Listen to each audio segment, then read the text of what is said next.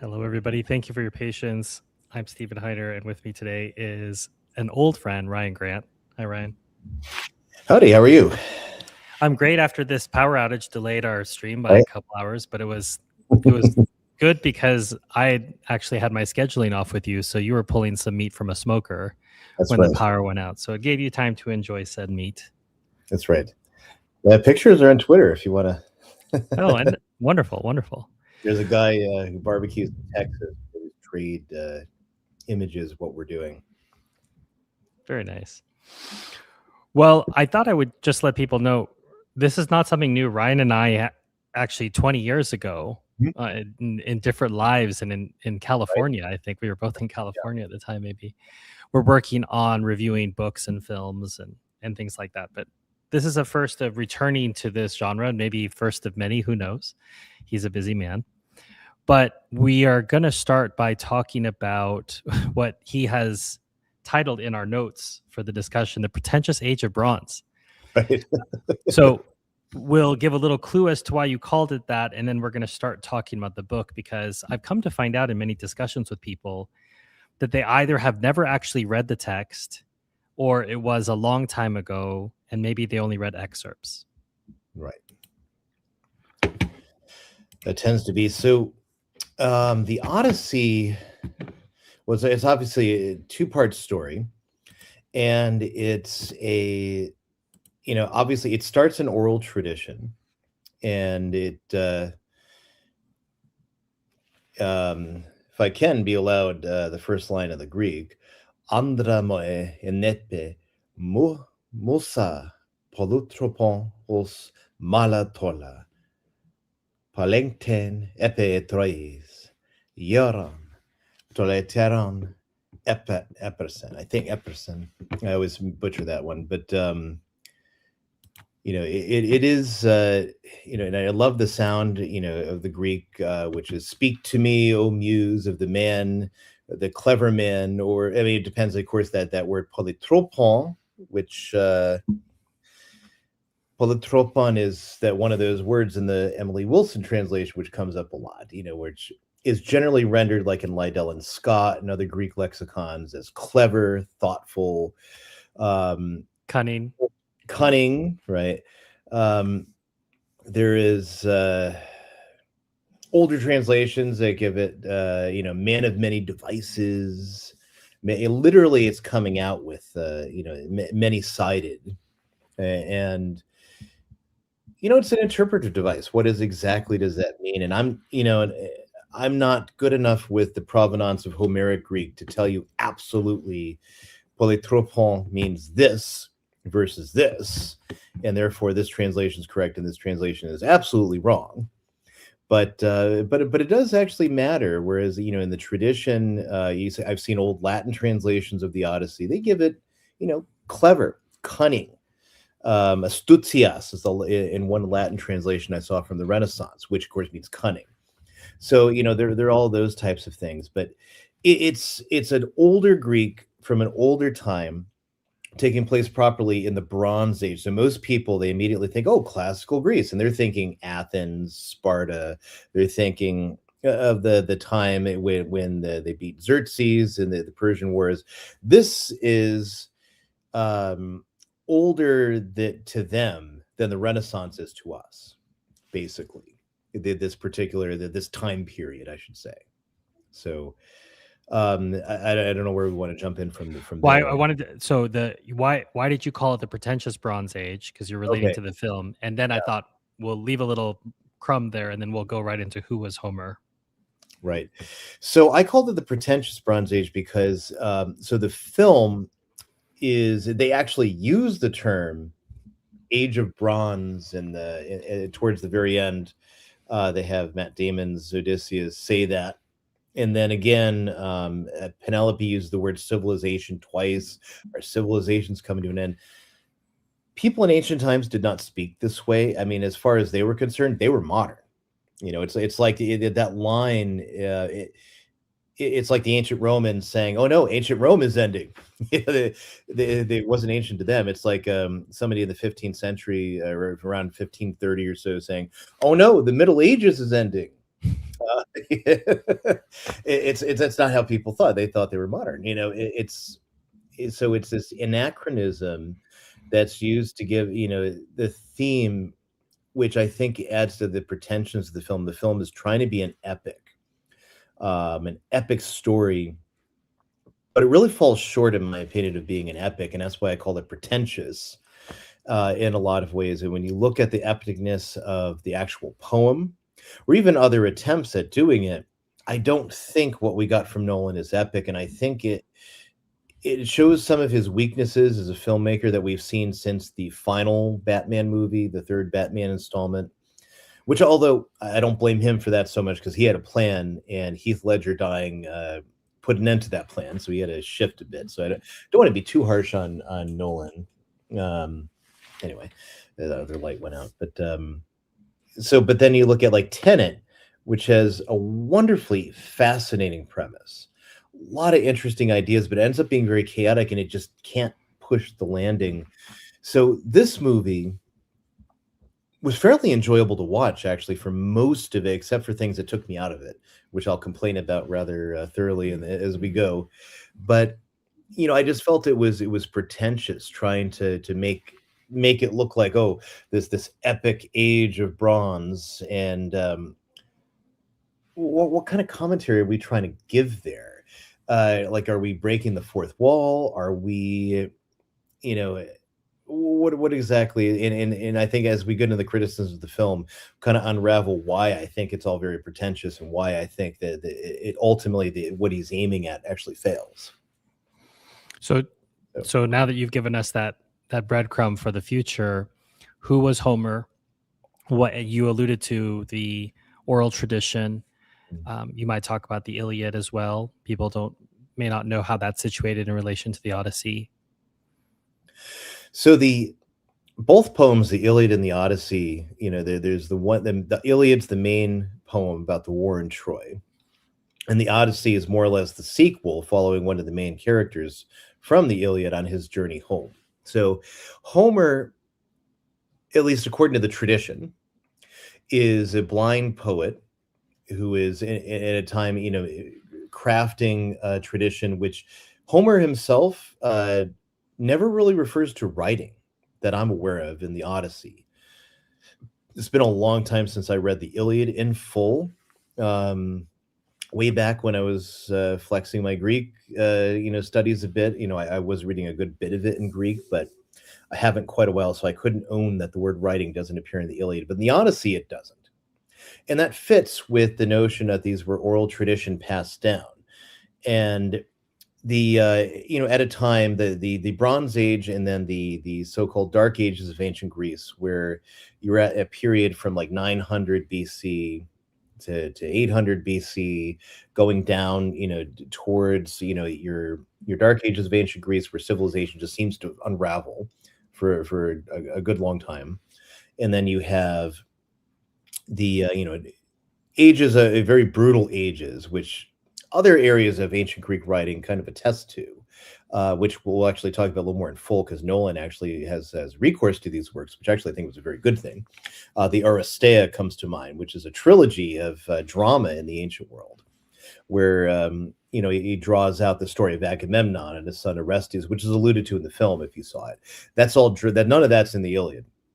And it's referenced very lightly in the Odyssey and Hades, which is in book 11 in the Odyssey. So it's but it's a great tragedy, but it tells this very brutal eye for an eye, tooth for a tooth society that's very different from what you see in Homer's epic, which reference a lot of different notions in Greek civilization, which will again be current in the classical period, but it's not the classical period. See, the Bronze Age, you have the Dark Ages of ancient Greece, and then you have the Archaic period, which rolls into what we generally think of as classical Greece, the wars with Persia, Greek patriotism, Greek city-states, Athens and Sparta, Delian League and Peloponnesian War, and so many other things, which are far later developments. Like I said, the distance between that age of Greece and Homer is the same between us and the Renaissance. So Whether Homer existed, you get a lot of scholars like to say Homer didn't really exist. He's like a mythical figure, represents a community. It's so 1980s. I'm just Well, you because keep in I mind, there's trads who say Shakespeare doesn't exist. yeah, I know, right? Or they say that yeah, Shakespeare didn't really write it. It was Francis Bacon, Right, Earl of Oxford. and those are valid theories. I'm not going to dismiss them out of the water because I don't have the evidence to disprove them. I like to just say Shakespeare wrote it because I like to rely on the tradition a little bit. And there are actually a case to be made that an actual William Shakespeare wrote these things. So, and again, going back to Homer, I think there's a case to be made that the core element, the core writing of it, was in fact from Homer, and it almost certainly was added on to at a certain point, and then at some point in the Dark Ages of ancient Greece, it would have become canon, and it maybe had been written down. And maybe once it was written down is when it became canon. I'm not sure, but there's clearly a unity of mind for so much of it that it can't be the work of many hands or a committee, a Homeric community, the way they try to say, like, for you people try to do like the search for the quest for the historical Jesus type of school of thinking with the Bible. We try to say, oh, the Matthean community and the Johannine community they produce, not the actual apostles, of course. Right. But that has a reason, of course, because they're trying to break down the witnesses. That's why they're trying to dismiss that one guy actually wrote these things, and so on and so forth. But let me try to adjust what light I've got here, as I'm not set up to podcast out of here normally, so I apologize for the darkness. But That's all right. Anyway, there is so did Homer exist? I tend to say yes, in some form or another. We don't know the details. It's impossible to know the particulars. Are the Iliad and the Odyssey historical? And there's one sense, of course, in which that is a yes, in one source, in one side in which it's a definite no. So, I mean, 60% of the characters in the Iliad and the Odyssey are gods, right? So, probably not.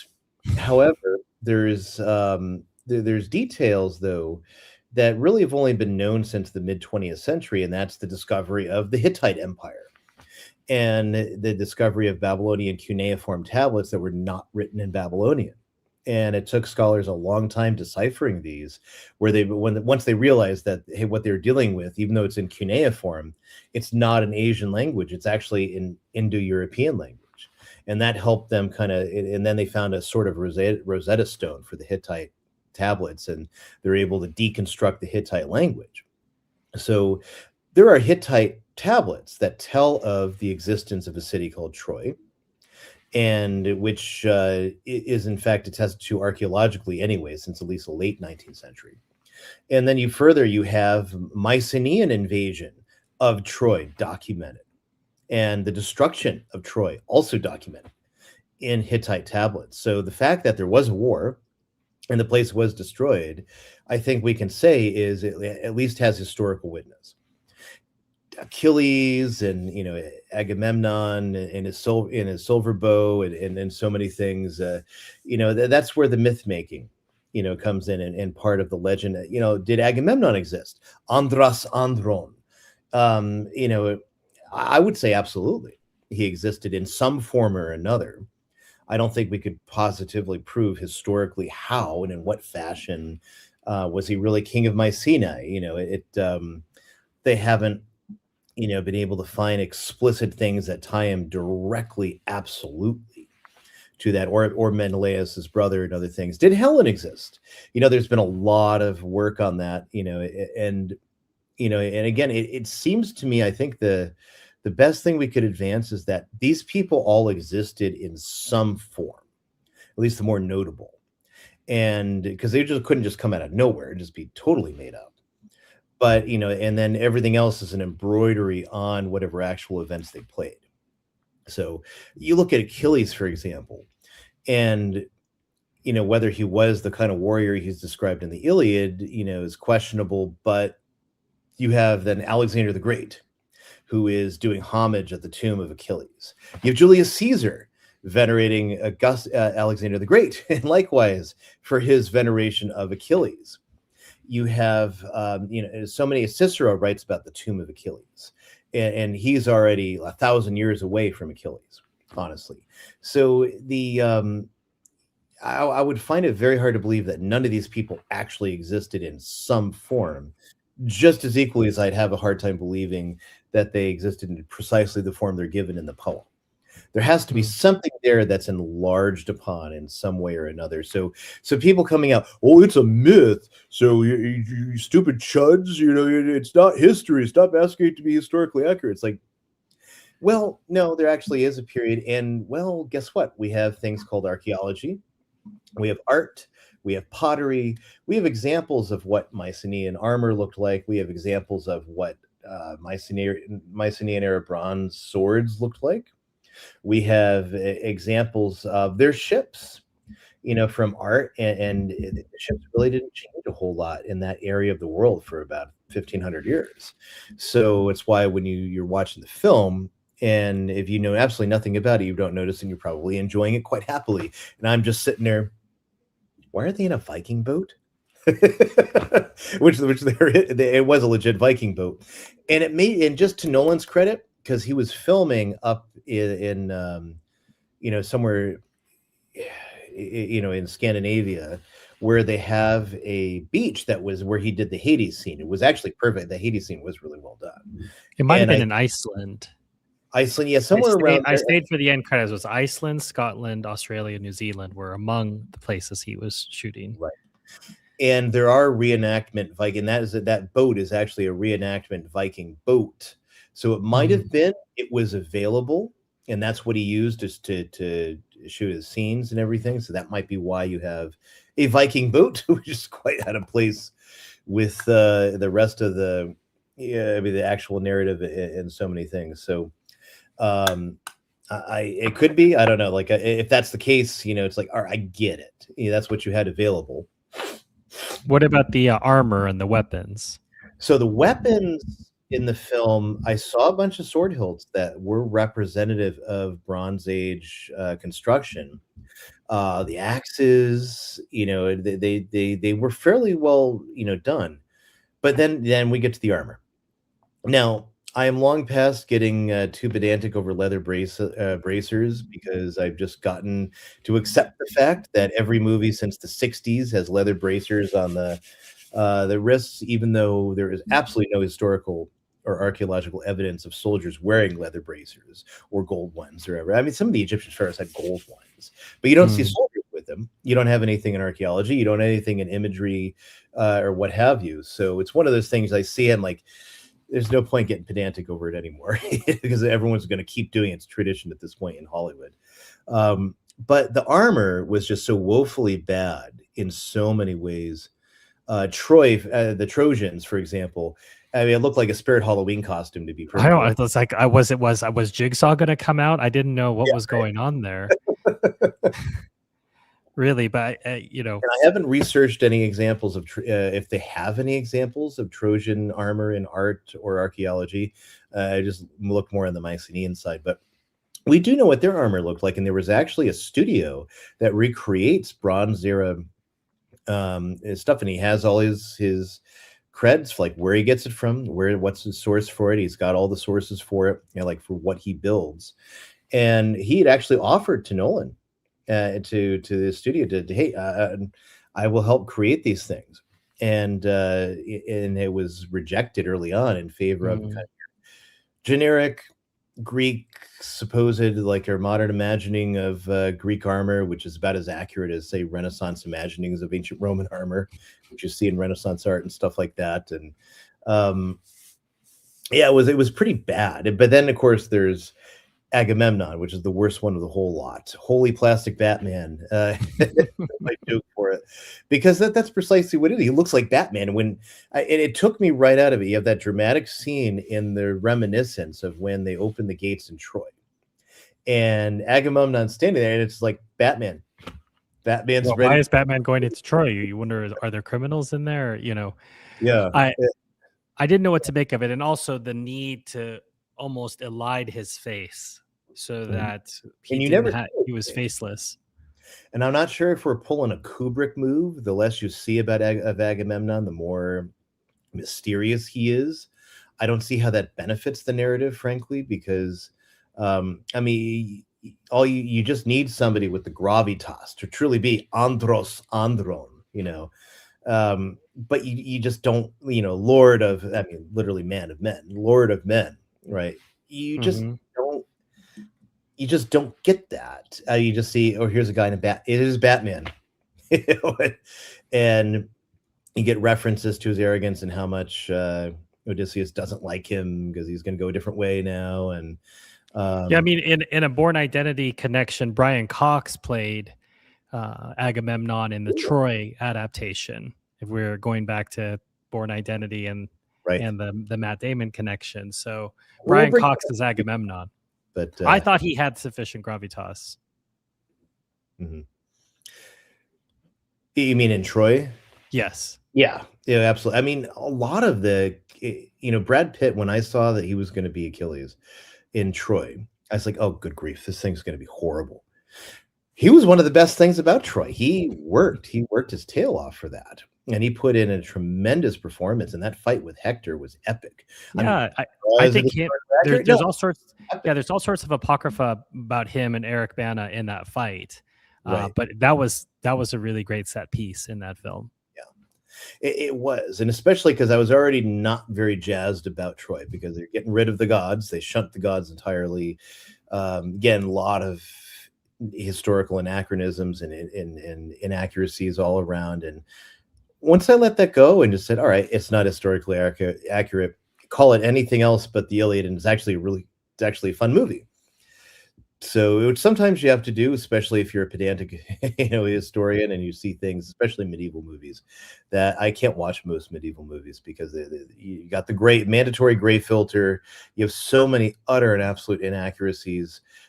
Braveheart being an obvious one that I hate to this day. Painful.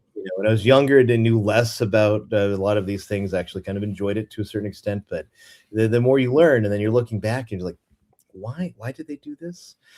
You realize Edinburgh had its own sewer system at this time, right? But I better not get on the Braveheart tangent. Yeah, well, and that movie is objectionable for many other reasons, other than the historical ones. In terms of watchability, things that can be recommended. Right. So what did you think of the casting? I think obviously people had a lot of fun with the Matt Damon ideas. How much money do we need to spend getting Matt Damon home? Whether it's Saving Private Ryan or The Martian or helping Matt Damon remember who he is, i.e. the Born Identity. Yeah, I think he was miscast for this, or at the very least didn't get the direction and writing that he needed, if that's the case. But I don't know. I mean, what we got in Matt Damon's performance, and again, I don't want to attack him specifically and say he's a bad actor. It's a question of the writing and his range and his abilities. But here, I just felt he was very miscast. He's PTSD Odysseus. We don't have any of the charisma, the cunning, the cleverness, the brilliance that you find in. We get a lot more of that out of Penelope, who is played by Anne Hathaway, who I think hands down is the best casting in this and the best performance in the entire movie. Penelope is wise Penelope. She's very much Odysseus' equal in the poem, in the actual Odyssey. Whereas, Matt Damon is brooding. Again, all the tropes of Matt Damon movies, except maybe What's Eating Gilbert Grape. And he's just, I'm not seeing Odysseus. That's what was, I'm not getting Odysseus from the poem. And even within the story's narrative, it's too much brooding, depression, and PTSD. And that's not what the actual story is about. Now, Nolan's frequent reference back to the Trojan horse and the sacking of Troy, so he's changed fundamentally what the story is about. So he's made that adaptive choice. And I get we can critique that maybe a little bit later going into that, but the general choices in the film. But so that kind of conditions what we get in, Matt Damon's performance. But, even there, it's not always there. And I mean, I think it's a tough one to cast. I'm going back to Troy. Yeah. Sean Bean, Boromir, is our choice for for Odysseus, and that's a borderline one for me too. I like Sean Bean a lot, I do too. but I don't know that he's believable as Odysseus. And I just think it's a tough one to cast. It's a tough one to cast. Like It is in fun to a sort of funny world, maybe like George Clooney, right? You have cast. this person who is crafty, right? Danny Ocean would be great as Odysseus. I Before we get too far afield, we do have a question here for you, Ryan. If I may, given that medieval movies were mentioned, what are some of the medieval adjacent films Ooh. you enjoy? I've got a couple in mind, but I'm going to let Ryan go first. Yeah, there's very few of them. I mean, I think it's not properly a film, but Kenneth Branagh's Henry V. Granted, that's like, that's Shakespeare, and but it's got, certain virtues. It's like all the garments are very colorful. The way that Henry is acted, I can't get in other things. They have inaccuracies in it, so it's Shakespeare, so that doesn't really count in the same way. But yeah, it's hard. Medieval adjacent movies that Maybe I'll go a couple, and sure. maybe this will jog. I'm gonna talk about the Joan of Arc movies. So Mhm. you have the Ingrid Bergman, which I think a lot of people beat up on, but it's not bad if you're familiar with this the truths of Saint Joan of Arc's existence and the limitations of the time. I think honestly Bergman did okay for a Hollywood. If you're looking for something a bit artsier, there's The Passion of Joan of Arc, which is a silent film from the 20s. But both of these are obviously dealing with things that were middle ages adjacent. Was that the remit? Right. Also, if you want, you could say El Cid, although that is at the dawn of the Middle Ages, when that period was. Is that Right. helping to jog anything for you? Maybe. Well, I mean, I do remember The Knight's Tale, and I hate modern music, so that was a bit jarring. But once I got into it, I was able to appreciate that one because there were a lot of details that went into that I actually thought were very good. So, goodness gracious, I'm just trying to think of what I mean. Passion of Joan of Arc is like it's a work of art, principally speaking. So it's not something you could say like I wouldn't take it as a medieval movie. There's a lot of exterior details that are completely wrong in it, of course, but it's a early 20th century production, and it is doing what it can do to show us what the suffering and devotion of Saint Joan of Arc and her sanctity. So Right. it's not properly like there's some movies that it's just like Passion of the Christ. There's some very serious historical inaccuracies in terms of certain things in the presentation, what would have been done even for crucifixion, but the use of the Latin, they're using ecclesiastical Latin, which had not developed yet, which develops out of later Latin. Then they would have been speaking Greek rather than Latin, actually. But in terms of once you take it, it's a work of art. It kind of transcends those particular details, and then if you see it as a work of art and you see it as even paraliturgical in a certain way, then you can appreciate the ecclesiastical Latin that they made use of. So it's difficult, trying to judge that sort of thing, and that because unfortunately it just stands out the ones I hated the most. Like Braveheart, Kingdom of Heaven. I hate Kingdom of Heaven worse than Braveheart. But anyway, I mean, there's. I was gonna say, and we've lost even the other light of you. You're shrouded in darkness now. Maybe we're going back to the Middle Ages and lighting, but I mean, there's one prominent one that when I was younger, before I became a traditional Catholic and had more expectations about what could be seen in a movie, there was Beckett. Of course, there are elements of Beckett that are very enjoyable, but there's just a couple scenes in there that make it not recommendable. And someone here mentioned Robert Bresson's Trial of Joan of Arc. I like that quite a bit. I talked to Father Guépin about this. Father Guépin was, you could say, a Joan of Arc specialist while he was still alive. He didn't like it. He felt it was a little too human. It wasn't focused on the divine elements of Joan. I can understand that argument. I happen to like Bresson's filmmaking. A Diary of a Country Priest by his is also, I think, very good. But that gets into a conversation about the text. Right. Somebody who likes to see our collaboration, which, as we noted at the beginning, is an old one that is coming back into vogue. One movie I really wish was good is Aguirre. Sadly, there are some not even subtle anti-Catholic elements to the movie. Are you familiar with this, Ryan? I'm not. I'm thinking, there's some other movies that I can think of that are very similar in terms of subtle anti-Catholic elements. Ivanhoe's one. Not subtle at all. Not terribly subtle.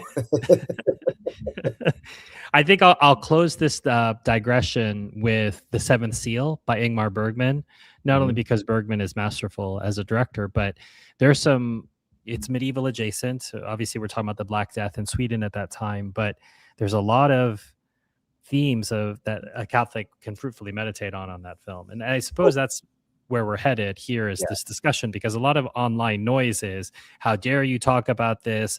I can't believe you'd even want to see this. This is all woke. And I've come to realize now, the louder that somebody protests about the film, the more likely it is that they've either not seen the film or not read the text. Right. One of those two things is true. And in any case, some screenshot of Lupita Nyong'o in a certain way that is their less flattering look or something like that. And that's all they've got to say. Right. Even though, again, she actually didn't bother me in the movie. But before we finish that digression, Outlaw King. That's one of my favorite medieval movies. Outlaw King. It's some people call it a sequel to Braveheart, but it's about Robert the Bruce and his journey to the crown. And that had Chris Pine as Robert the Bruce, and it wasn't absolutely perfect. I put Edward II in a battle that he was never even at, but otherwise it was more colorful. It was more it was more true to the characters and the actual historical progression, medieval battles, even Scottish armies being properly depicted. So if you want a movie that's reasonably accurate, The Outlaw King with Chris Pine. Okay. We've got to get back to the casting, and then we're going to talk about some themes. Yeah, so let's do the DEI element of the casting, because that's the first thing that's been on the anti-woke cultural reviewers, whether they're right or left. And it's important to note, too, that there's a lot of voices in the film criticism space. And when you go on YouTube or wherever, you got people as diverse as Critical Drinker, Nerdrotic, you've got, Angry Joe is more on the left. And some people think like Nerdrotic and Critical Drinker are conservatives. Midnight Edge. They're really, they're basically classical liberals when you get down to it. And they're not really right or left as far as the political spectrum goes. They're anti-woke. That's really the way to understand it. They're anti-woke. Not Angry Joe. He's pretty cool with the woke stuff, but and you could fill in dozens of other YouTube critics. Fake Wizard. Actually, I enjoy watching him. Real Fake Wizard, but people like that. Little Platoon. He's very conservative, actually, but he's pretty. He's also gay. So you figure it in. And all these people have things to say, really.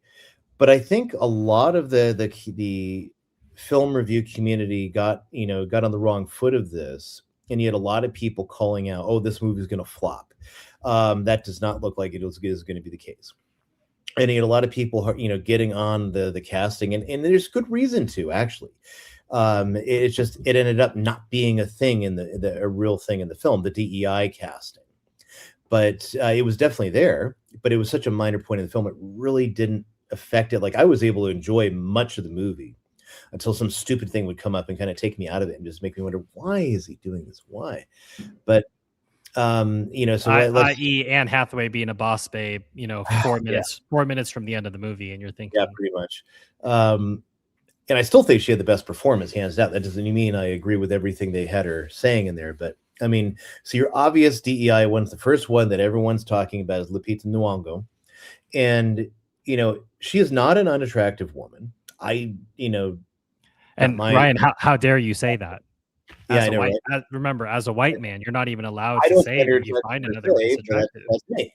But I mean, objectively speaking, she's not a bad-looking woman. I agree. Not in my proclivities at all. But you be all that as it may, even as Helen, I mean, she was fine actually.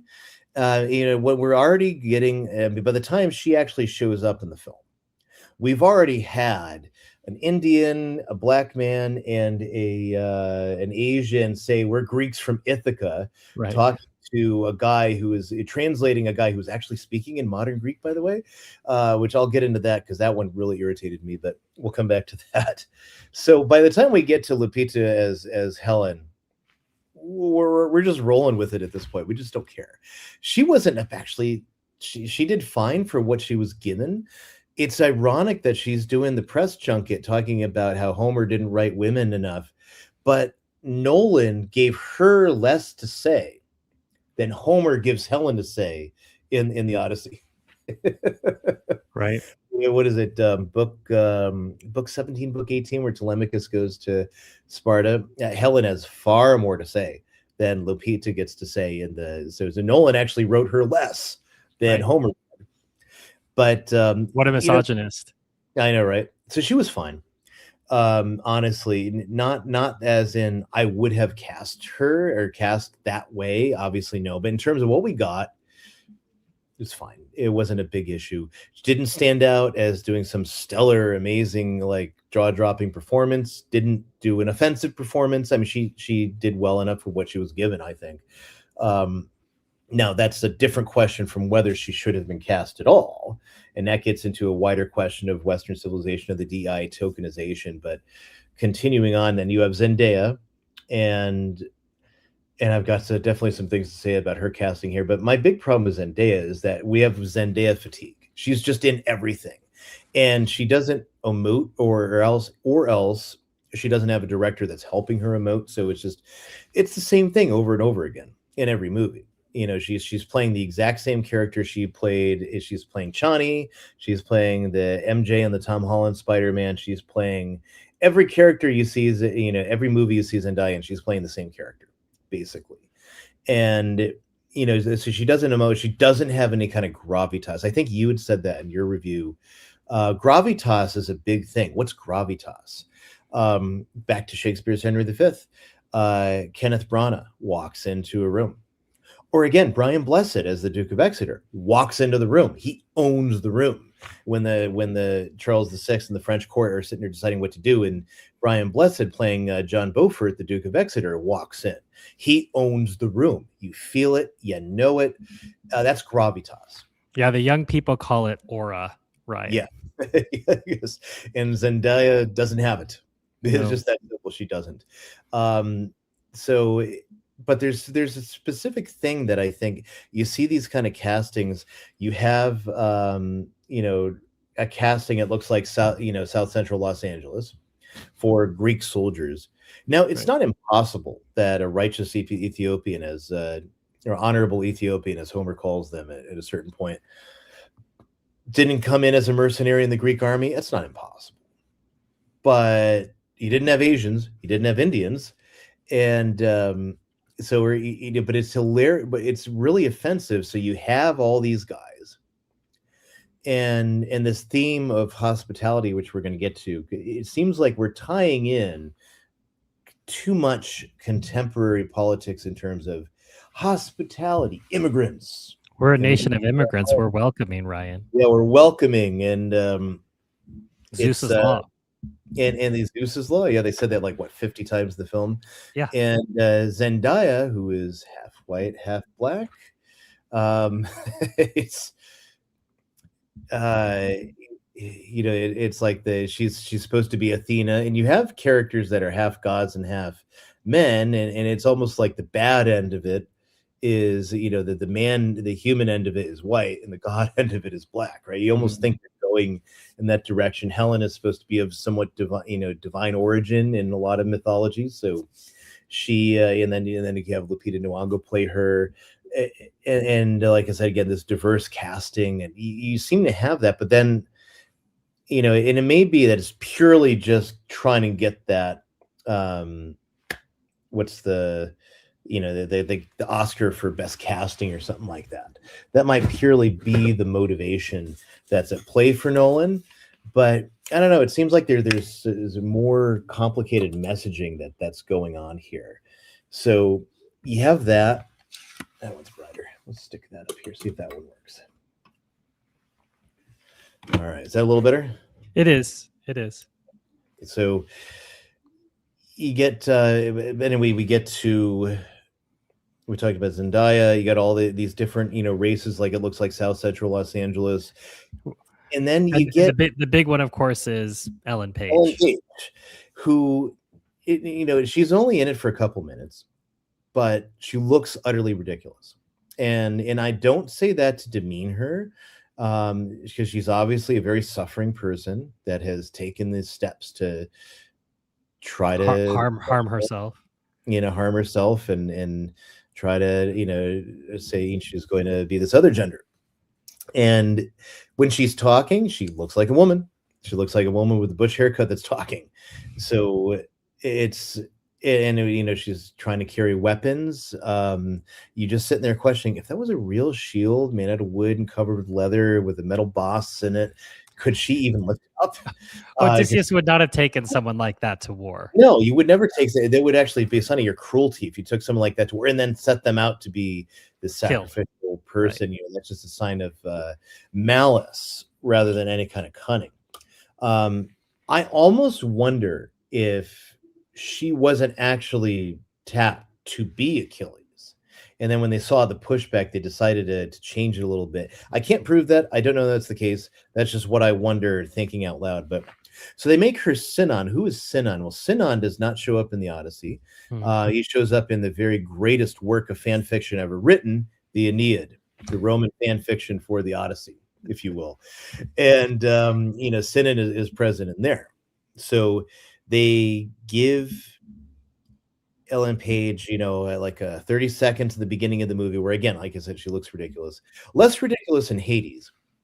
But now the plot device is what's ridiculous when they bring her in Hades. They give her half of Tiresias's lines, which is a big problem. Although if you want to think of like the Marvel Cinematic Universe of Homer, Tiresias is a character in Oedipus.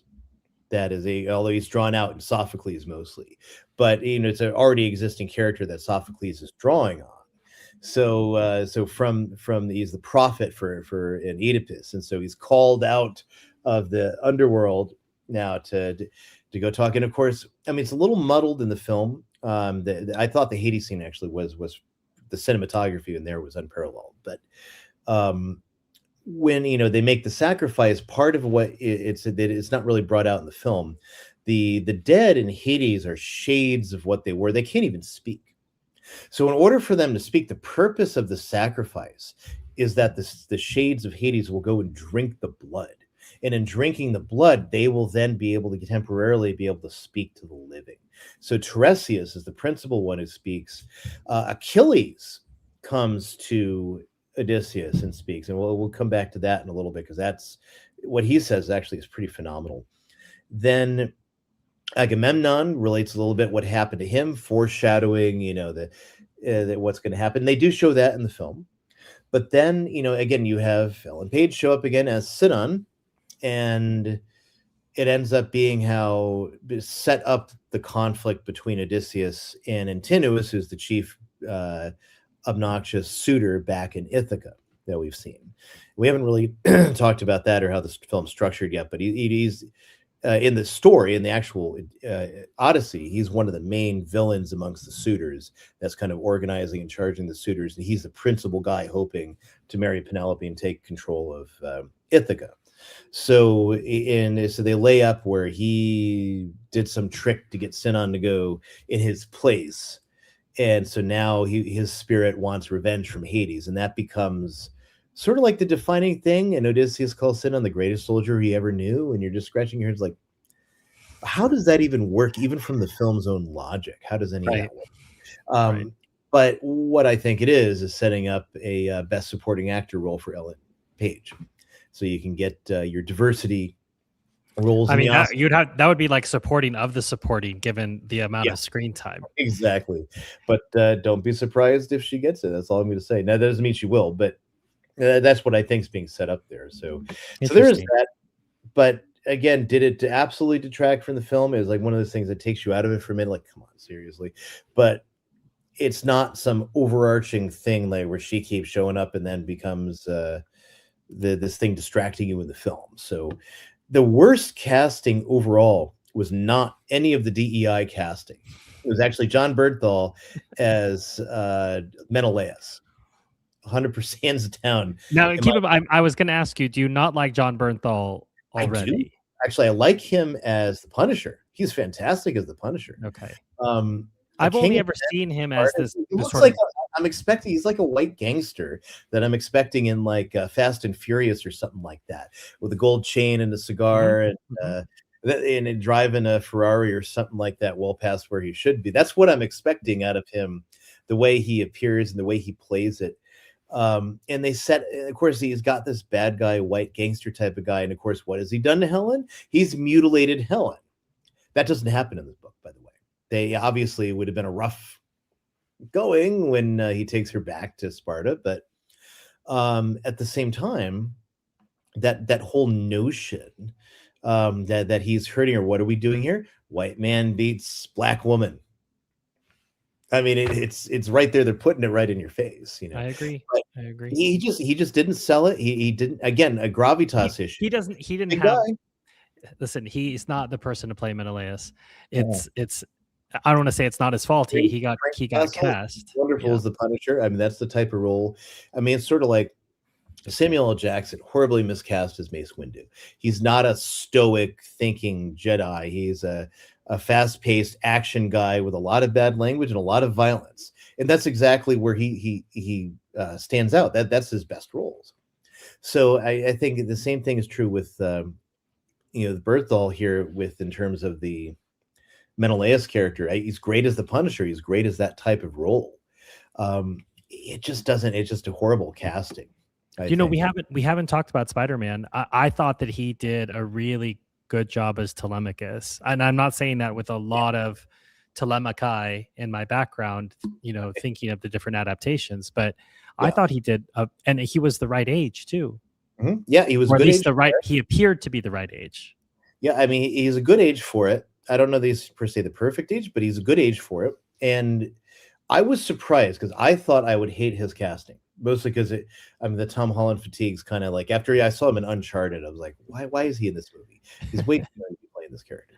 But he was good in the role, and he actually came up. You can see him responding to situations by taking more authority, by taking more initiative. Now, in the story, it's actually Athena that is helping Telemachus to kind of man up, to Mm. take his responsibilities. And of course, that's again a failure with the Zendaya casting, but even more so than her own medium range, is the writing behind her just wasn't really there. And like Troy, Nolan more or less sidelines the gods, although they at least get honorable mentions and such things that they don't get a whole lot of in Troy. So but there's no agency for the gods. They're not really you're not sure if they're really there or just a delude. You're not sure if Athena is really there or just an illusion of Odysseus's PTSD, Matt Damon's PTSD mind, this whole thing.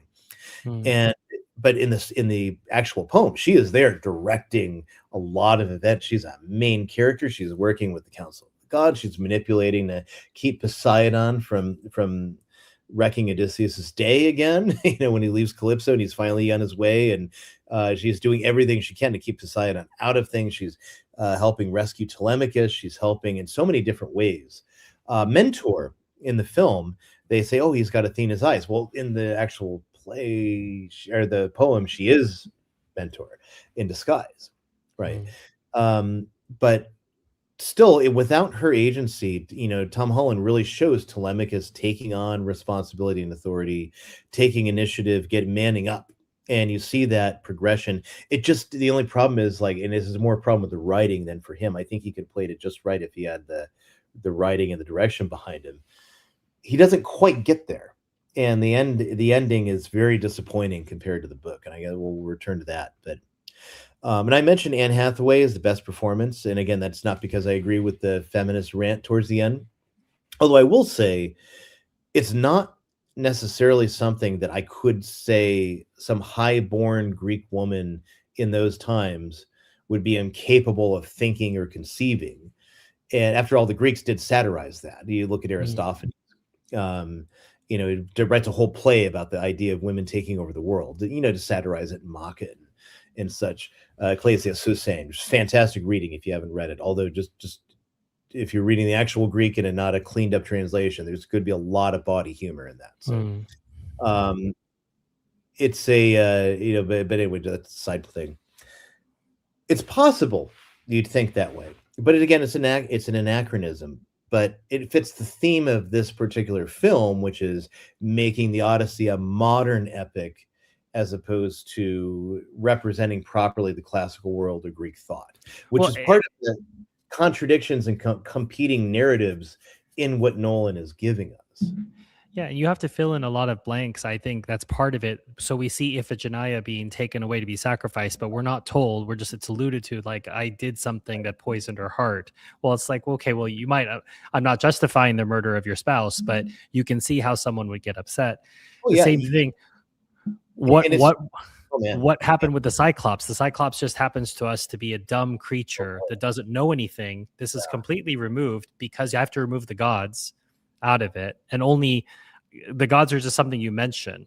Oh, I allude to Zeus, I allude to Poseidon, but they're not real, are they? Yeah, that's what they're leading you to. And of course, with Cyclops, that's such a missed opportunity. On the one hand, I can remember, I'm watching, and I actually was really enjoying this scene because of the horror aspect. The way Nolan did it, it was very horrifying.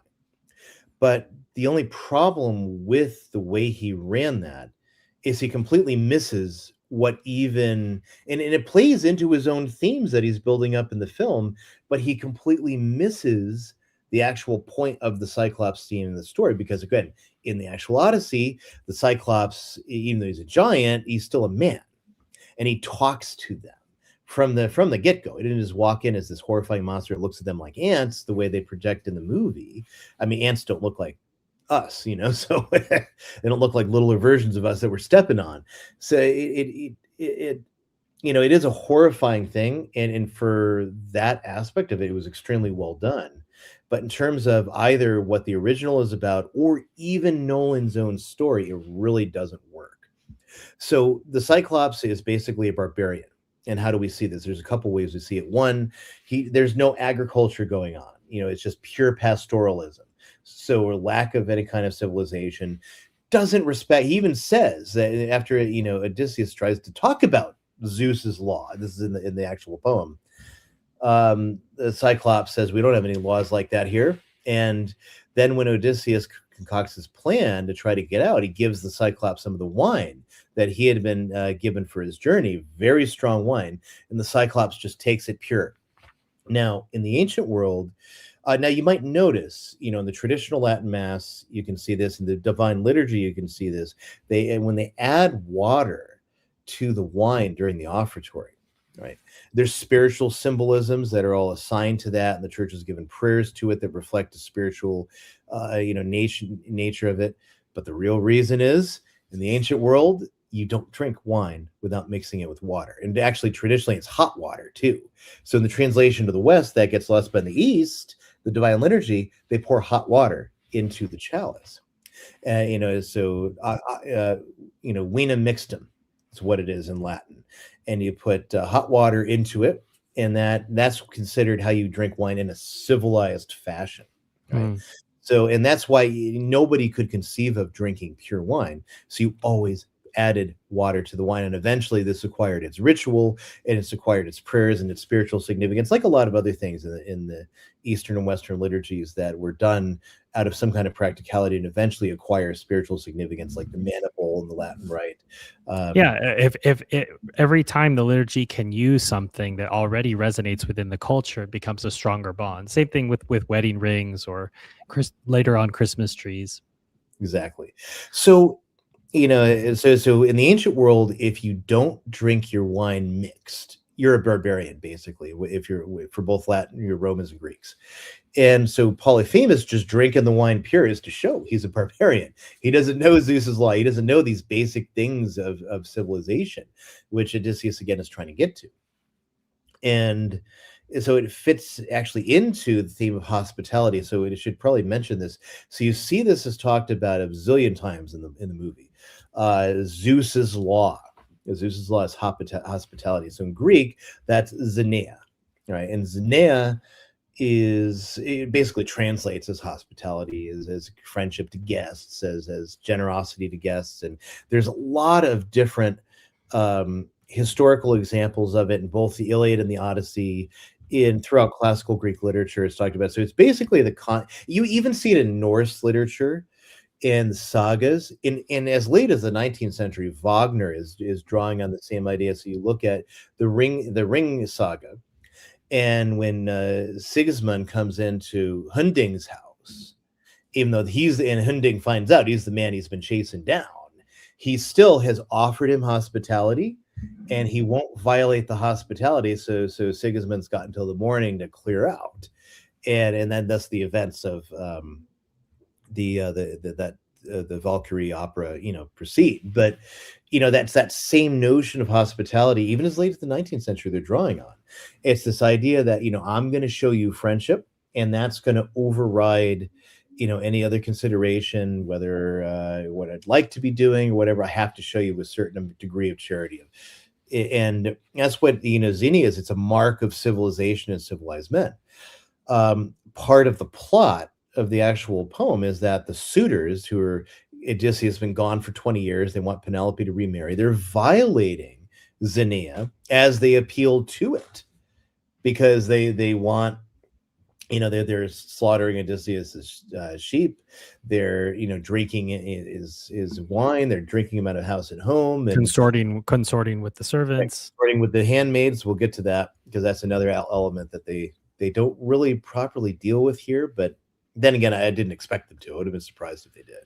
So it's so that's part of the story. But Nolan tries to do this thing, and this was actually from a historical theory that goes back probably 100 years.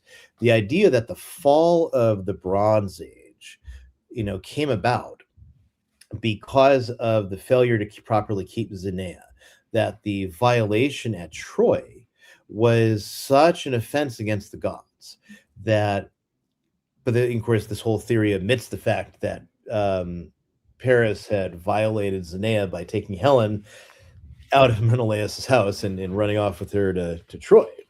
So the idea that the loss of Xenia brought on this fall. So the other thing that Nolan does, then he interprets, there's this other nation out there that's just destroying everyone, and we're next, and this foreboding of the sea people. Now that's another one.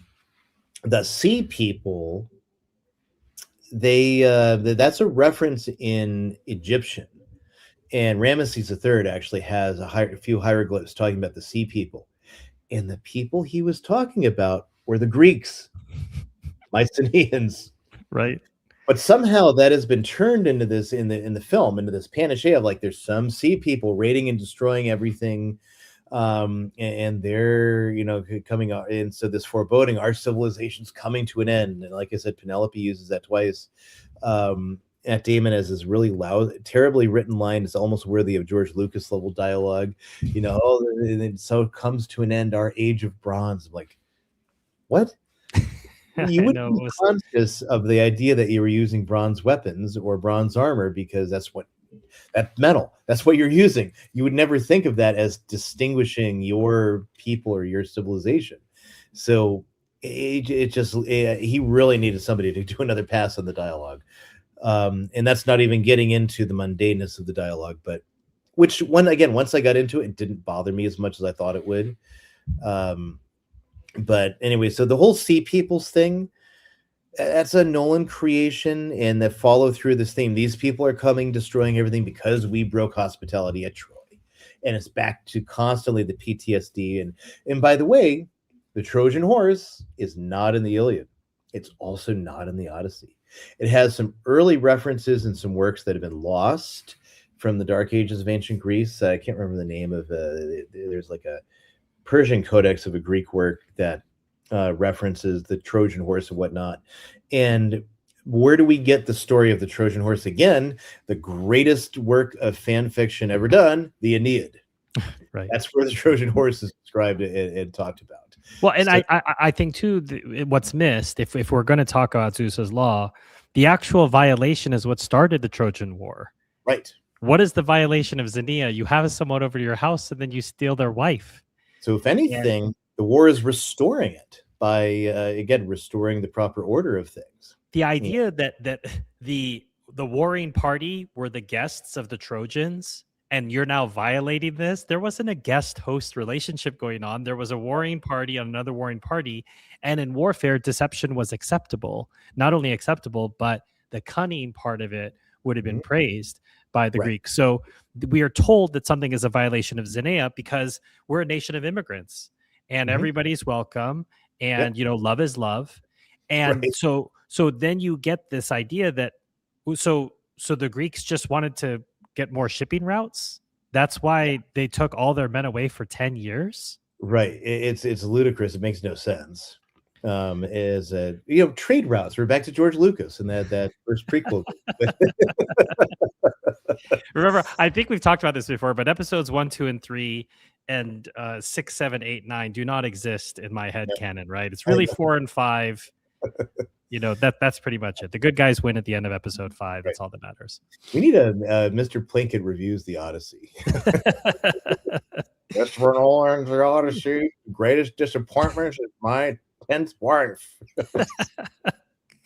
If you've seen the Mr. Plinkett reviews, well, if you haven't, again, be very discerning for very lascivious and obscene themes and language. But if you have, then you know what I'm getting at.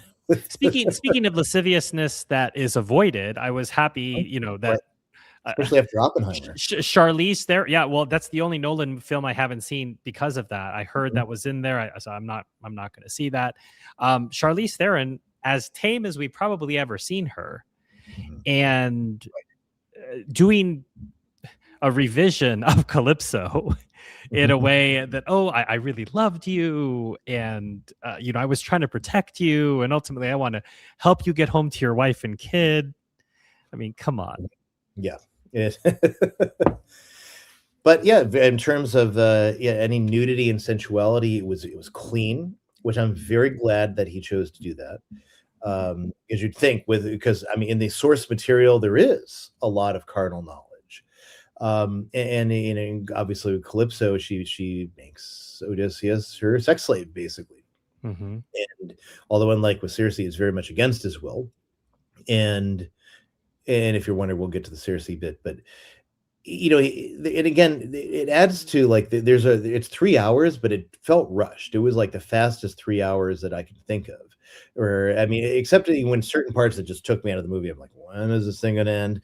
But at the same time, it did feel rushed because there's so many things that he even had to cut out. So like with Calypso, he's ruling the island of the Lotus Eaters which is much earlier in the journey with Calypso, and I want more. It's like, so we're getting I guess I should be grateful that the Lotus Eaters wasn't like San Francisco or some modern thing about marijuana legalization or something like that. So it could have been a lot worse. Then it does change the nature of Calypso and her role in the whole business, but I do think it was a necessary choice for the way Nolan decided to roll it out, because one thing he does do well is the moving back and forth. It is very much the way the actual poem does, and I like that as well. But it's also a fit for a Nolan movie. This is the thing he likes to do. We saw it on Overload in Tenet. I did not like Tenet. Yeah, I think like Tenet just couldn't draw all of it together. Really interesting idea. I love the premise of Tenet. You just couldn't get it all together.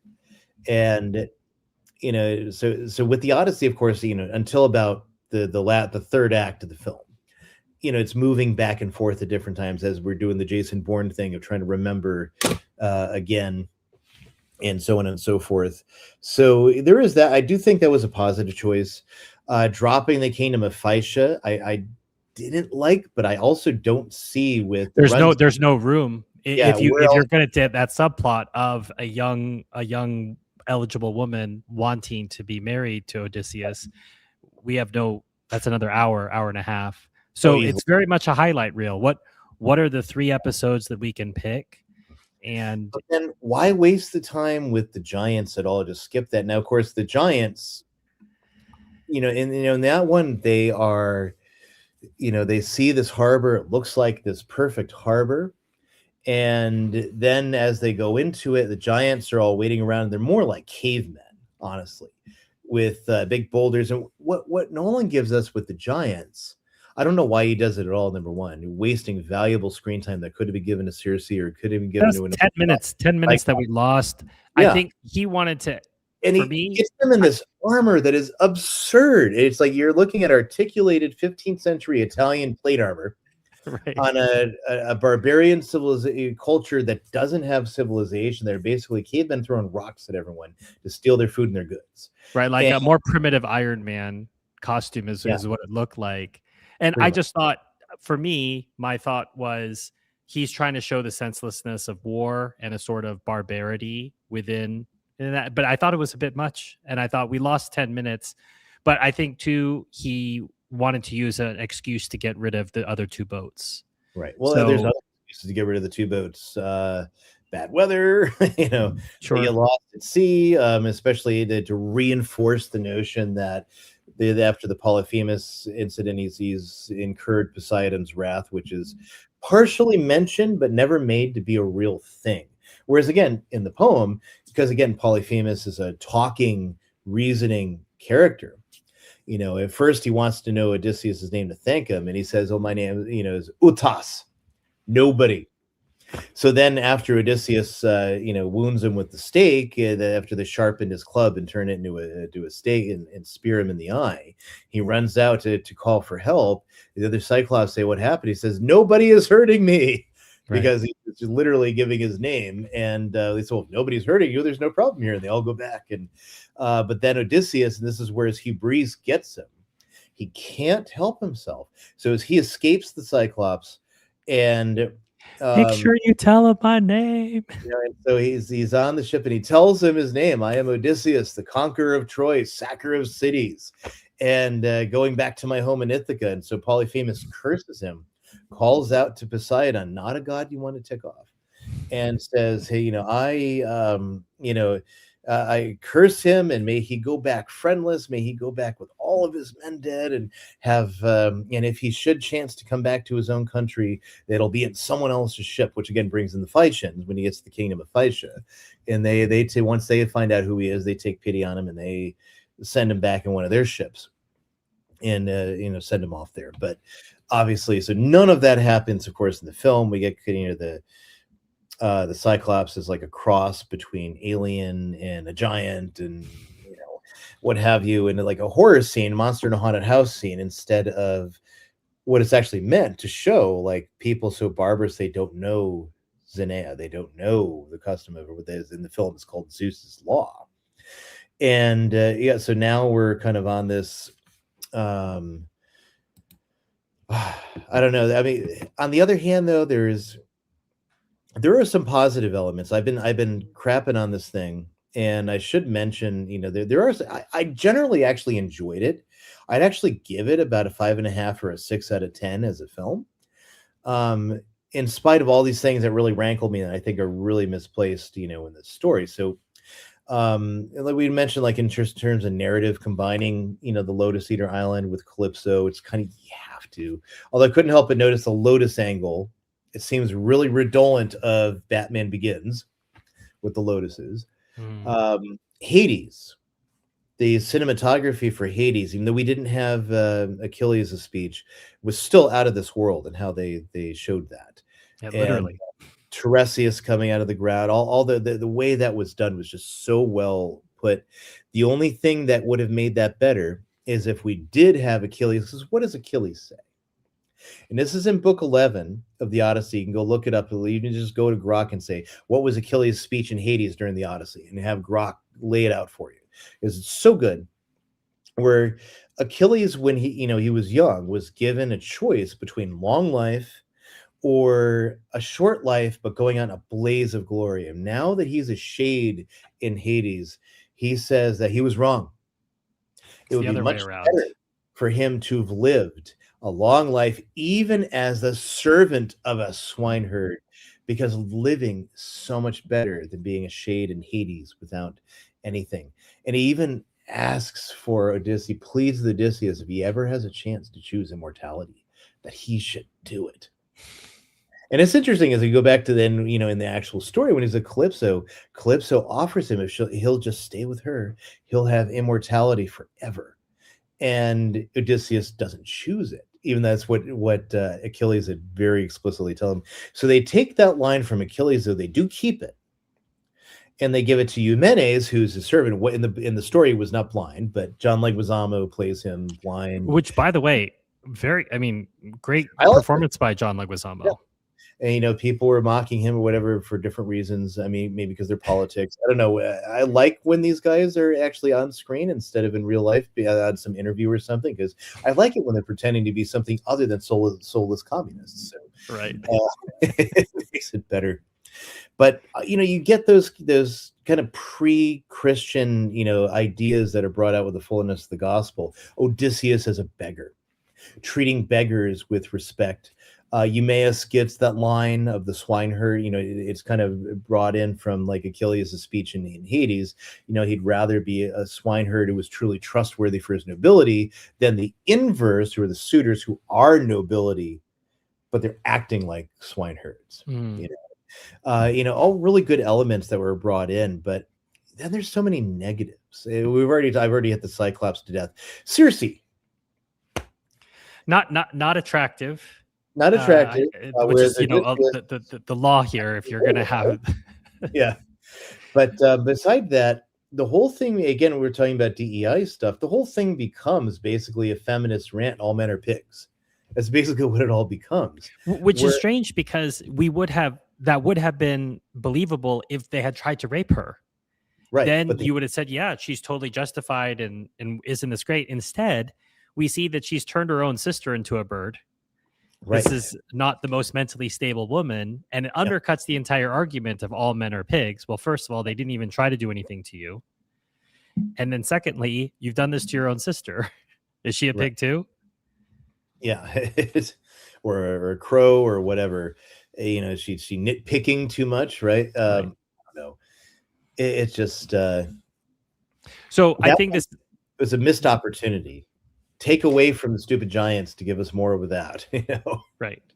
Which I think brings us to the larger question, which some may pose. And I'm smiling here because people said, cool to see Ryan with Steven.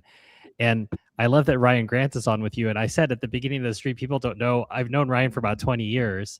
We just haven't done work together. We did, what did we do? We did a Venezuela X Space not that long ago when we did that wonderfully virtuous thing of invading another country unjustly and immorally.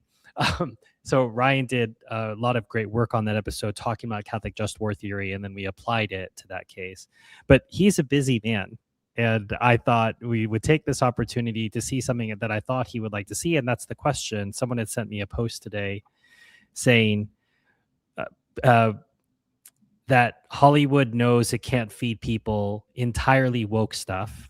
Mm-hmm. So what they'll do is take something that's 80% good and put in 20% woke, and you'll accept it because Christopher Nolan cooked up the dish for you. And I said, I'll plead somewhat guilty to that, because I had said, if Christopher Nolan had not done the film, I might not have been as interested, because Christopher Nolan has won me over in other films. I'm unabashed about, there are people who are real, I don't know what they are, but they're like, oh, Christopher Nolan's trash and he doesn't know what he's doing. And I thought, okay, I like Christopher Nolan. Call me a Philistine. Call me whatever you want. Right. He's not trash. He absolutely knows what he's doing. I mean, you just look at this film compared to your superhero AI slop or CGI slop. there's practical effects. It's a real boat. Now, I mocked it for being a Viking boat. I hate that it's a Viking boat, but it's a real boat, and Mm-hmm. you feel the force of those waves in your theater seat. Mm. Um, Again, this was a fairly enjoyable experience watching it, even though, again, I'm really not happy about these other elements I've been ranting about, because he knows how to make a film, and that's just a fact. He knows how to run those practical effects, and he's very good at it. The cinematography was beautiful, and a lot of the shot looking up the palace at Ithaca.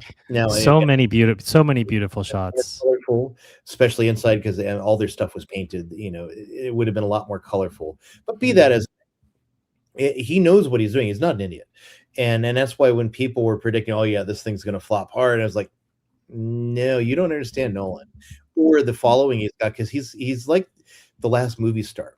You see it with like Tom Cruise. You get that he's like the last gasp of what used to be. But like when you and I were growing up, it was Schwarzenegger and Stallone and Dolph Lundgren, Van Damme. for a short time Jean-Claude Van Damme, like people who were names, Kurt Russell, people they commanded. I want to see that film because this actor is in it, and that usually meant this is going to be a fantastic movie because this actor is in it, and that's why they got paid so much money, because the studios knew, oh yeah, if I give this guy $2, $3, $4, $5 million, if we have this woman that much money, it will, it's okay because we're going to get the butts in the seats and get the money back.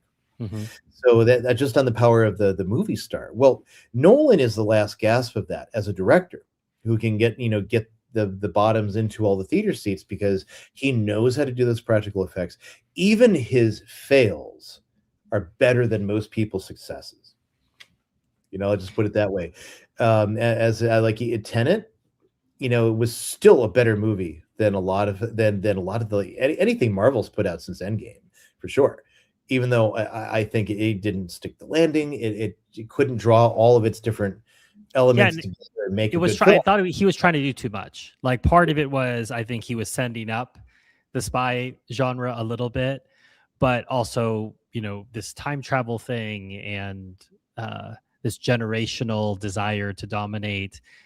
I think he put too much on that movie. I wanted to like that movie, right, but Interstellar, he had an actual physicist that was advising him on how the physics would work in these kind of situations, and he incorporated a lot of that into the film. Someone's pointing out, without Nolan, there's no Bane memes. Well, I'm not against that. I did not like his vision of Bane or going back to the whole League of Shadows thing. I think there was a lot more he could have done with that. But we're going to go down a Batman trail. I haven't mentioned Dunkirk, but Dunkirk also takes us back and forth in time.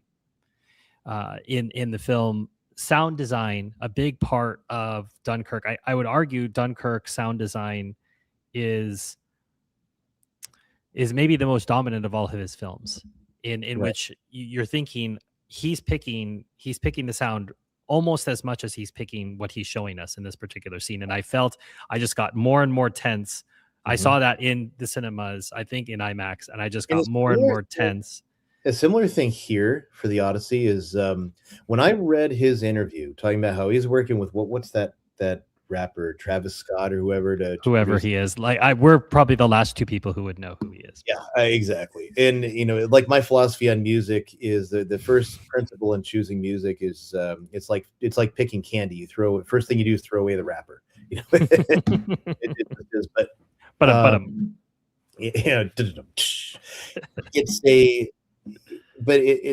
I'm looking at this interview of him describing what he says, like, this just sounds horrible, what he's describing for the music for the film.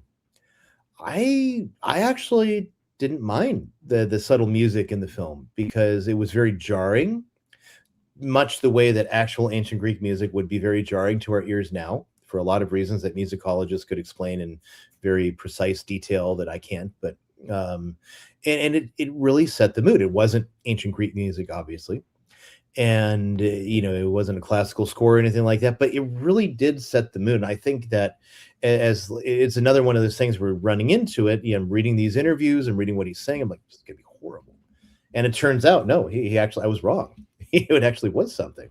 Hmm. And, much like some of the other things running into it, what we thought there was going to be versus what we actually got, it's like, actually those elements are pretty good. Or like I mentioned with the, Lupita actually, was fine as Helen of Troy once we're into it already.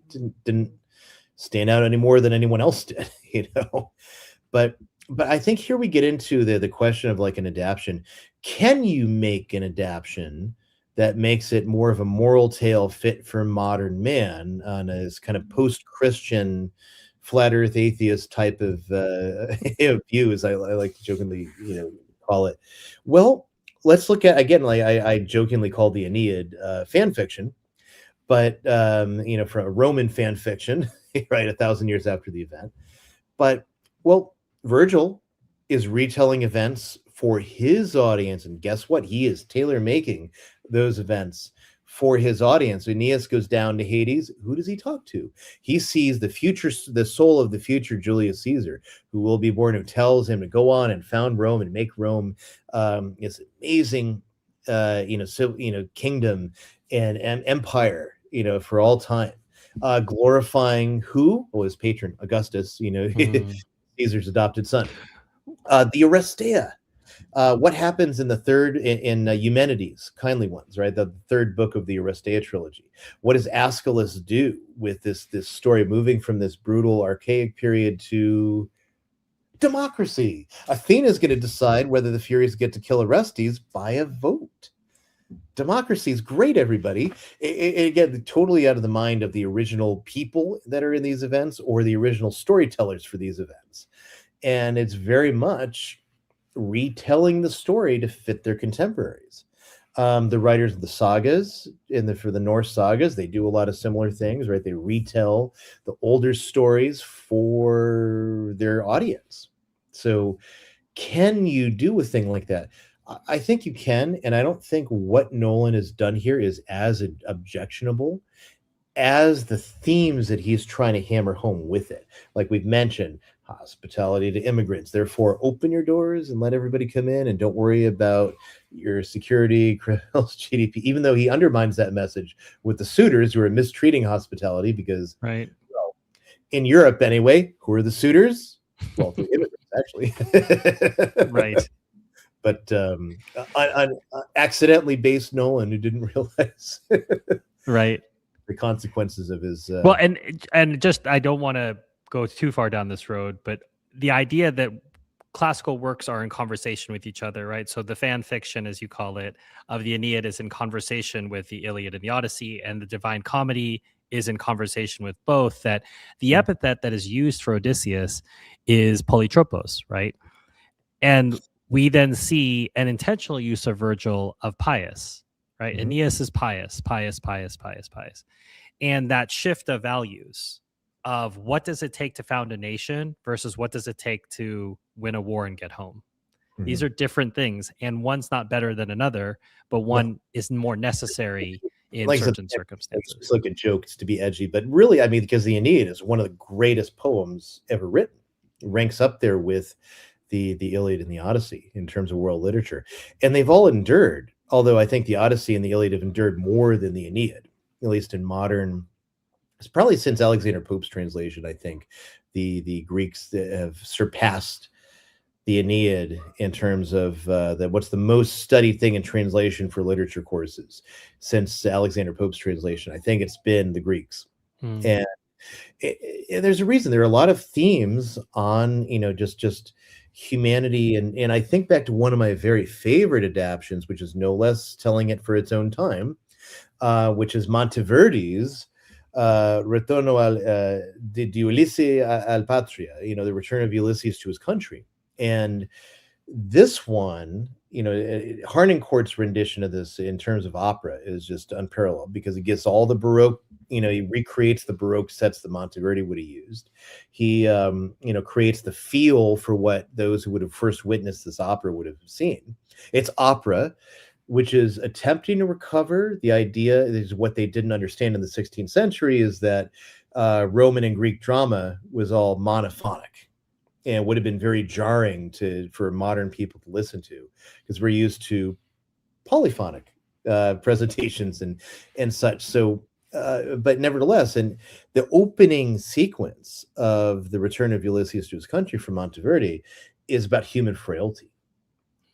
And man is mortal is the sign that this hollowed out vision of Odysseus, whereas as Cupid and Fortune and I forget the other personification of a virtue and a vice that comes up to him to taunt him basically for his frailty. And now that's not in the original. That's not even a Greek idea, but it's very much a Christian Renaissance idea, looking at the pagans as looking toward Christ. It's very much the idea that people in the 16th and 17th century would have wanted to hear. So Nolan delivers on that for what 21st century people want to hear. But that's not what we need to hear. And I think that's really my summation of the pretentiousness and the problems of this film. So for those who are, I think Didymus had made this point here. You all have strong stomachs to watch this. I don't think either of us are making the case that you, when we say you, the larger public, you need to watch this film. We had our own reasons for wanting to watch it, but I think for both of us, there's an importance of being able to comment on the culture, using the culture with other people. We're trying to reach, but others might say, well, do I really want to expose myself? Someone had said like all these roaches got added to this dessert and now you want me to eat this dessert with you. And I said, no, if you don't want to eat it, it's okay. What would you say to those people who say, do I need to wade through the things that were unpleasant to you to watch this movie? I don't think I could do it, is what some people would say. And you don't have to. And that's fine. I think the purpose of film criticism, because there's someone has to encounter the culture. The ancients did this because on the one hand you could say, oh, come on, what does Christ have to do with Belial, right? So why should we be bothering with this? And when you look at the church fathers, well, you have Tertullian's view that, well, come on, Jupiter's praised in the opening act of all the games, therefore no Christian should be going to him. But that view kind of evolved amongst the church fathers. And you look at, they do say you need to be formed first in the scripture and the lives of the martyrs, which basically for them in the 3rd century is tradition. However, once you've done that, you take on the pagan sciences, because that is learning. That is something to interact with. And that's something, and if somebody chose not to, but went to the desert, we'd have all the praise in the world from the same church fathers, and did. Jerome writes on the lives of various monks that had gone to the desert and didn't know a darn thing about the pagan sciences and never read a line of Cicero, which Jerome largely had memorized by heart. Right? And he gets beat up for, right? He even records a dream where he's brought up to heaven, and God looks at him and says, "Quis tu es?" And he says, "Sum Christianos." And God looks at him and says, "Non tu es, sed Ciceronismus. You're a Ciceronian. That's what you are." And he's going to damn him. But then some of the saints, the angels intercede for him. And so God orders him flogged, and he takes an oath never to read Cicero again. So I love little things like that. And Augustine's views, too, evolve between Doctrina Christiana and Retractions, where he's kind of taking the other side, saying, yeah, we don't need this stuff. But well, I mean, you even see, I was going to say with St. Augustine, I think that's probably what's most difficult for people who are classicists. If I'm trying to talk to them about Catholicism, they'll reference the first part of the City of God, and they'll say, look at what St. Augustine, he grew up in this culture, and he's just dragging it. And I said, well, you have to realize when City of God was written relative to St. Augustine's conversion, he is a little over the top in the first 10 books of City of God. But I think he's trying to make a point, which then gets harvested in the second part. Yeah, it does. And, he's not just, dumping on his contemporary civilization completely, but he's talking about purifying it and moving it toward Christ again. And because, you look at the way he extols the stuff he grew up with, the patriotism, the old Roman virtues too. But there's 1,000 years later, St. Thomas More is picking up on Augustine's themes of the two cities, right? City of God and City of Man. And he writes Utopia. Now, Utopia, most people don't understand Utopia's actual purpose because they read it outside of the context of where he's writing. Moore is writing a satire. It's a Tudor era satire written by a humanist for humanists to basically argue there is no good government. The kings, look at all the trappings of the world. There is no good earthly government. We just merely get along to survive because the only good government's in heaven. And look, and how does he drive that point home? Here's a satire of the highest point you could get to with natural reason. But look at the buffoonish and idiotic things they do. And that's where he inserts himself to criticize Hythloday, who himself, I mean, which comes from Greek, keeper of nonsense, right? Right. And Moore is very much, picking up from Augustine, but he still was fluent in Greek as well as in Latin, and read tremendous, loved satire and comedy. In fact, Moore, I mean, if Thomas More was on Twitter today, you'd have a whole bunch of people on the purity file hating on the guy because Well, he but loved the but turn of phrase and lascivious humor whenever it was witty, not bawdy, but witty. and this is another theme we have because, of course, Utopia is written in conversation with the Republic, Right. right? How would a Christian see the Republic? How would a Christian reflect on Plato? Mhm. The idea is, well, am I being serious? Actually, he was. And Yes. instead, Moore says, in a Christian era, am I serious? It's a real question. Mhm. And if you have, I guess, can you read Utopia without having read the Republic? I don't even think you could understand Utopia without having read the It would be Republic. hard. It would be hard. There's a lot of themes he pulls out of Plato's Republic and repurposes. I think you could, but you wouldn't get the same thing out of it, even if you read it in Latin, that you would if you had got Plato's Republic in the background. Hmm. So we'll have one more note here. Blessing to see both of you in public discussion. Thank you, Teodoro. All these people, I think, watch us separately, Ryan, and I think they're so surprised to find out that we. Theodora from when I used to do the rundown. So I guess I'll give you the last word here. Should people see this movie? Why or why not? And we'll wrap with that. Okay. It is very long. It is like about 3 hours. I would say that if you enjoy cinematography, if you enjoy, I guess, the potential of what can be produced, there is nothing harmful to your faith, and it can actually be a good time, and it could be useful in terms of trying to recognize and engage with so much of the modern ideas. So if you have the mind to do that, you could. But my line is always, nobody's put me in charge of telling anybody what they can do besides what's in divine and natural law. So, I wouldn't say that you have to see this movie. I can't think of any Hollywood movie where I would say you have to see this, or actually any film really, you have to see this, even up to the Passion of the Christ or the, Passion of Saint Joan of Arc or the Mission or whatever. Film is a medium; it's an art form. And if you're willing to give it your time and engage with it, I'm a media junkie when I've got the time. So, I enjoy a wide range of things, to some schlocky film like Big Trouble in Little China, to something that'd be more high art, like Baroque opera. It's, but you may not. It might not be a thing you want to do or take your. I mean, I would not recommend taking anyone younger than about 14. I was even going to say 17, 18. I just think the violence is of such a Depending magnitude. on where you're 14, 15. So I know my 14, 15-year-old probably would be fine, but I was going to say, are they skinning deer maybe up in the Pacific Northwest? So, right. Or have been there when I did it anyway. And so, yeah, it wouldn't be entirely out of place. Others, you can judge for your own, family as you should. If extreme violence is not something you've encountered, you think Lord of the Rings is a bit too much on the violence, well, yeah, then they shouldn't see it. So, it's an art form. It's, if you enjoy literature, I think it's there's worse ways to spend time. And you could be on the doom scroll on Twitter or something like that and really waste your time. So, I think it can be profitable depending on the mind you go in with it, especially, engaging with the ideas of our day just as much as the church fathers read Greek drama and knew the lines. There's actually some texts that we only have the verses for. because the church fathers quote them, you know, Mm.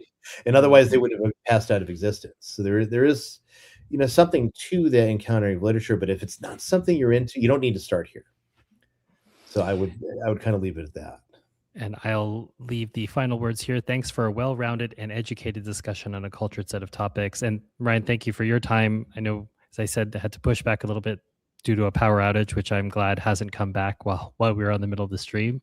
Right. For those who are watching this after the live stream, please remember to do all the YouTube stuff, like, subscribe, hype, share this with people who've been talking about this, especially if they've been posting angry memes on social media about how it's the end of civilization that a Black woman is playing Helen. If you think that's the end of civilization, you have not been paying attention. We reached that a long time ago. Yeah.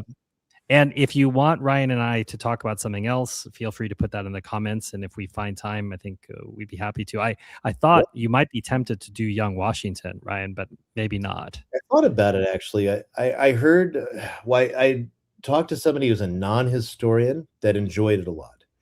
I've read some summaries from people that said, well, they condense a lot of things. It's kind of humdrum. And so I was like, I actually am interested in seeing it, and I just haven't had the chance yet. So we'll see. If people want it, put in the comments. We'll see if we can't make it happen. Until next time, thanks, Ryan. Thanks, everybody, for joining. God bless.